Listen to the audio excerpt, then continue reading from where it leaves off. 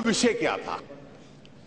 ये आरंभ हुआ सन 2009 में जब आम चुनाव थे, और जब देश में आम चुनाव थे तो उस साल आईपीएल का क्रिकेट टूर्नामेंट देश में नहीं हो पाया, क्योंकि सारी जितनी पुलिस थी, सिक्योरिटी apparatus था, वो चुनाव में व्यस्त था।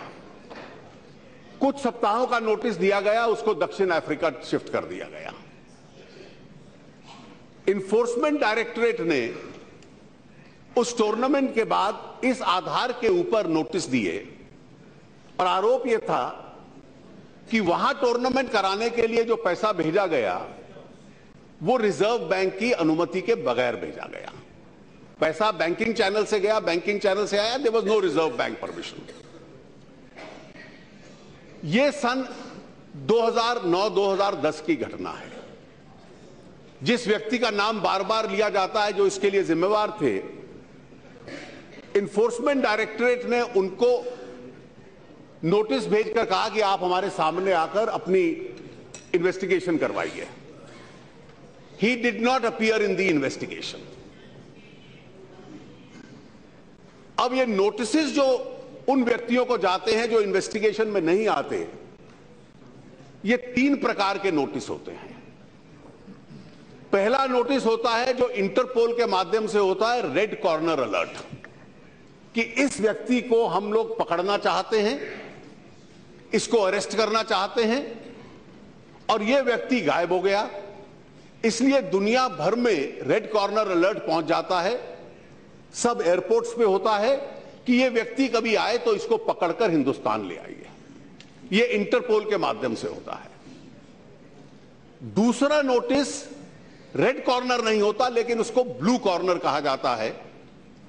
वो भी इंटरपोल के माध्यम से होता है, और वो नोटिस ये होता है कि वो व्यक्ति अगर कहीं दुनिया के किसी एयरपोर्ट से आता जाता दिख जाए तो उसके वेयर अबाउट्स भारत की एजेंसी को बतला दिए जाएं। ये भी इंटरपोल के माध्यम से होता है। एक तीसरा नोटिस होता है जिसे कहा जाता है light blue corner notice. Light blue corner notice केवल देश के भीतर देश की इन्वेस्टिगेटिव एजेंसी डीआरआई इशू करती है कि देश के भीतर किसी एयरपोर्ट पे यह व्यक्ति नजर आ जाए तो उसकी जानकारी हमें पहुंचा दी जाए। उस वक्त मुझे नहीं मालूम यूपीए सरकार को क्या सूझी, इन्फोर्समेंट डायरेक्टरेट को क्या सूझी, कि व्यक्ति लंदन में छुप गया,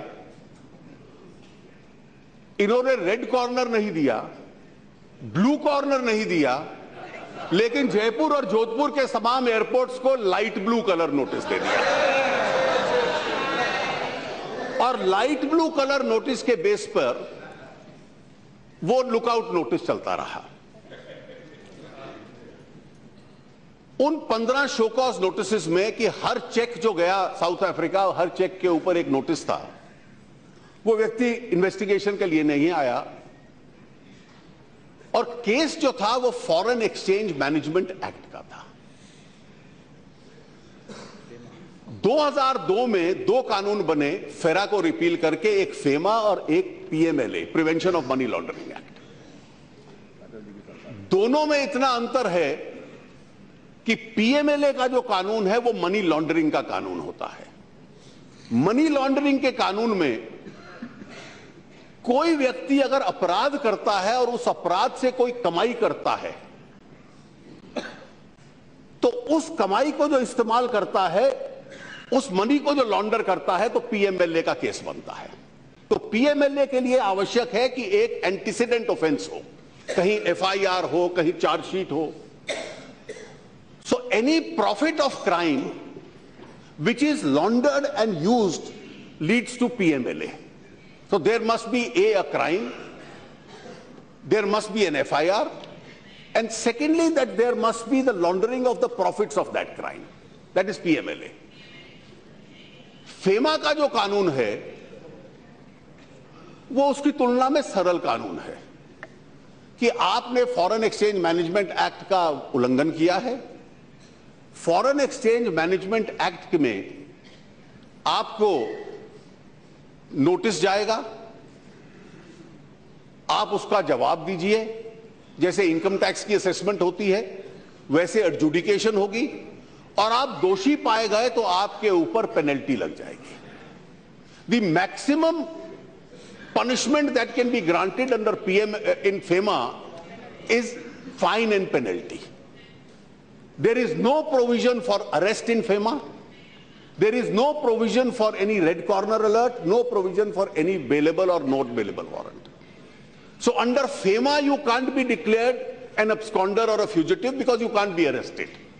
In PMLA you can be arrested and you can be declared an offender or you can be declared a fugitive.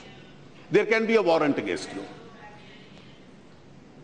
अब आप उस चूहे की तलाश कर रहे थे. वो चुहिया ये थी कि हमने फेमा की इन्वेस्टिगेशन के लिए नोटिस भेजा, वो व्यक्ति नहीं आया, लंदन चला गया. हमने डोमेस्टिक एयरपोर्ट्स पे कह दिया कि आपको पता हो तो हमें बतला दो कि इसका एड्रेस क्या है, और इस बेस पे आपने एक्सटर्नल अफेयर्स को लिख दिया कि इसका पासपोर्ट रद्द कर दो. आपने ब्रिटेन के चांसलर को कह दिया कि इसको आप पकड़कर हिंदुस्तान डिपोर्ट कर दो. अब इन्होंने कहा कि आरटीआई में चिट्ठी क्यों नहीं दी, बहुत बड़ा राज है. अब आरटीआई कानून यूपीए ने बनाया था. यूपीए के उस आरटीआई कानून में इन्वेस्टिगेटिव एजेंसीज को यह छूट है कि इन्वेस्टिगेटिव एजेंसीज अपनी इन्वेस्टिगेशन के कोई कागज नहीं दे सकती. And the reason is that if CBI और Enforcement Directorate are compelled to give documents under RTI, every accused will go to the CBI and say, please give me the documents that you have against me during the investigation. Every accused will tell Enforcement Directorate, I am being prosecuted under PMLA, let me see what is the evidence against me, then I will tell you my defense. So under Enforcement Directorate, CBI as a rule don't give those documents because UPA granted them an immunity. Now the finance minister, the then finance minister, wrote 3 letters to the Chancellor Exchequer in England. I have no difficulty in your chamber showing it to Mr. Khadke, those letters, they are with me here. But we can't make them public under RTI because we don't want the person sitting in London to get all the documents of investigation. Because he is not entitled to them. Yes. So he wrote 3 letters. The first was on 8th of July 2013, the second is on 21st of August 2013, the third is on 14th of March 2014. And the letters were that we have cancelled his passport. Without passport, how is he continuing to stay in England? Now it looked a very legitimate question. The Chancellor replied that if you enter England with a valid passport, and thereafter you lose your passport or it's cancelled, this is not a ground under our English law to deport him. So we can't deport him. And for deportation there has to be some criminal case. Now the best case you had against him was FEMA, under which there can't be a arrest, there can't be a bail, there can't be a warrant, there can only be some penalty. So just because somebody has an income tax or a FEMA case, you can't physically pick him up in England and bring him to India. So these were all make-believe actions. Just as informing domestic airports to tell them about the whereabouts of a man sitting in London, you follow the wrong route. You follow the wrong route so that you are never able to get the man back. So the British authorities said that the only methodology that you have is that under our extradition law, you apply for his extradition, and if you fulfill those criteria, we will extradite him. After all, they are also a society governed by rule of law. Meanwhile, the passport authorities had cancelled his passport. The Delhi High Court delivered a judgment saying that his passport has been wrongly cancelled. And what must have weighed with the court is that there is only a Enforcement Directorate show cause notice. That show cause notice, no proceedings have taken place for a very long period of time. The show cause notices of 2010 and we are now in 2014. It's still pending at a show cause notice stage. ना तो इसमें वो arrest हो सकता है, ना इसमें non bailable warrant हो सकते हैं, कोई कानून में ही प्रावधान नहीं था। और इसलिए दिल्ली हाईकोर्ट ने उसको पासपोर्ट उसका वापस कर दिया। उसकी पारिवारिक विषय क्या थे मैं उसमें नहीं जाना चाहता, सरकार का तरफ से मैं जवाब दे रहा हूं कि उसका ताल्लुक नहीं है। सुषमा जी ने अपना निजी स्पष्टीकरण उसको दिया है। The correct methodology was that there were a large number of facts against him with regard to which a case was pending against him in Chennai. The subject matter of that case gave rise to a cause of action under PMLA. The FIR under PMLA was registered in 2012. The case was registered by the enforcement. The FIR was of 2010, but the proceedings were registered under PMLA in 2012, but the proceedings were not given any life. They didn't take off. It's only now that proceedings under PMLA have been started, because prima facie some of those violations may make out a case under PMLA, and a summon was issued to him in London to come and appear before the Enforcement Directorate in the PMLA case. He has not come. So the Enforcement Directorate has moved the appropriate court in Mumbai and got a non-bailable warrant against him. We are at that stage today. Yes. So for the first time... 1 minute. आप सबकी सहमति हो तो एक कुछ house का business और भी है, वो पूरा होने तक हम हाउस का समय एक्सटेंड करते हैं। Business पूरा होने तक, business पूरा होने तक. Yes, that is what I said. Thank you. Madam, for the first time, he became liable for arrest on a non-bailable warrant on the 5th of August 2015. Yes. Therefore, if you move under FEMA and then say let him be physically picked up and deported to India, it may be a difficult proposition to sustain. The British government did not agree with that. Now, it's only when he is required for arrest here and he evades that arrest that other proceedings like Red Corner Alert or any extradition proceeding or any legitimate cancellation of impounding of passport can thereafter follow. So unless you take the right steps, you won't move in the right direction. So where do we stand today? The allegation against Sushmaji is, on a day when there was no arrest warrant against him, there was no criminal case against him, there were FEMA proceedings pending against him. He made some request, right or wrong, and she carefully told the High Commissioner that this is not a question of international relationship. You deal with it under your law. Oh, this is a big crime that you have committed.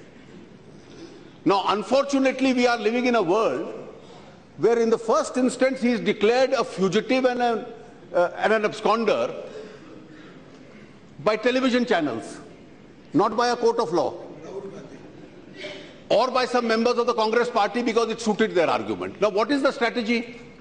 The strategy is that factually,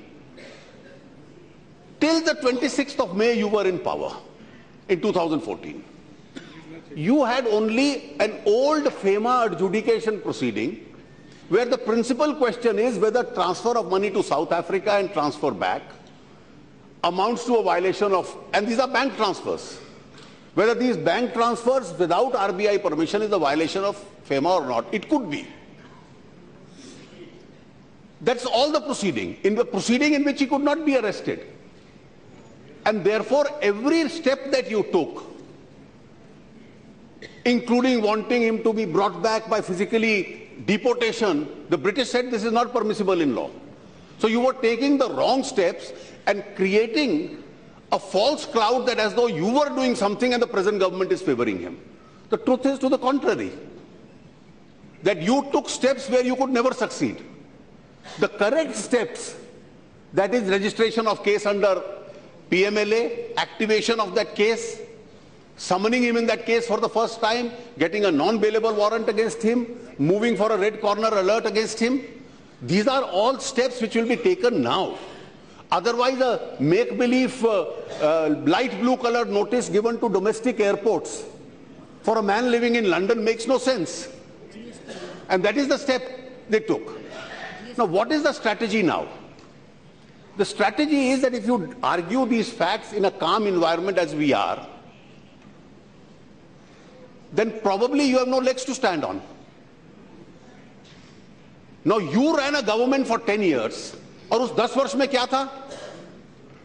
और ये case हमें नहीं डालने पड़े कि आपको जब सबने कहा कि स्पेक्ट्रम एलोकेशन गलत हो रहा है, बेईमानी से हो रहा है, 1,76,000 करोड़ का नुकसान है, संसद में बहस हुई, सीएजी की रिपोर्ट आई, उसके बाद सुप्रीम कोर्ट ने रद्द किए कॉन्ट्रैक्ट, एफआईआर रजिस्टर हुई, और फिर जाकर हमने कहा कि मंत्री को हटाओ। कोयले के कांड में जहां प्रधानमंत्री उस वक्त के कोयला मिनिस्टर थे, और आज पता चल रहा है उनके साथ जितने सहयोगी थे सब उसमें शामिल थे जो एमओएस थे, 1,86,000 करोड़, 87,000 करोड़, और आज जो ऑक्शंस हुई हैं उससे स्पष्ट हो गया।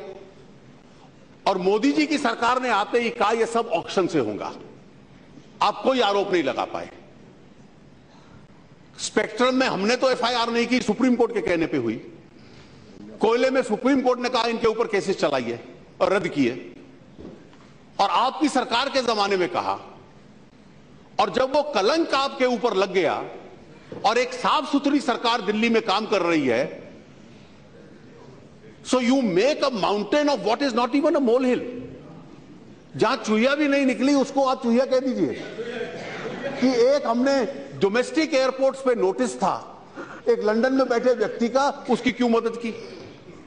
और राहुल जी ने अभी कहा कि क्या आपने प्रेमचंद्रन की रिक्वेस्ट पे कार्रवाई की कि नहीं की? आपने तो केवल उस एक व्यक्ति की मदद की। सुषमा जी ने कार्रवाई उस रिक्वेस्ट पे भी वही की। उस रिक्वेस्ट पे प्रेमचंद्रन को 31 अक्टूबर 2014 को जवाब दिया, I have had the matter looked into. Shri Madhavan Pillai and 2 other Indian nationals have been serving life sentence in an Omani jail since 1997 in the case of planned burglary involving murder of an Omani security guard. The mercy petition from these families of these Indians has been regularly forwarded to the local government for consideration and reduction of their jail sentence terms. The Indian mission in Oman has also taken up their cases with the IG Police Central Prison in Oman in September 2014 for consideration of clemency on humanitarian grounds. So humanitarian grounds pe, the difficulty with Mr. Rahul Gandhi is he is an expert without a knowledge.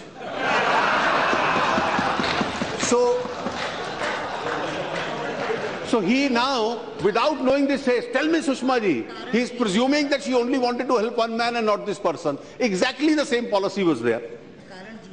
अब उसमें है क्या कि आप बताइए कि उस व्यक्ति को लाने के लिए मई 2014 से पहले क्या हुआ? Which was the legally sustainable action that your government took? You can simply use words, the center of black money, the symbol of black money. What step did your government take to bring black money lying abroad into India? We've taken some hard steps. Some people who are critics of this government are criticizing us, saying these are too harsh a step. But you did nothing.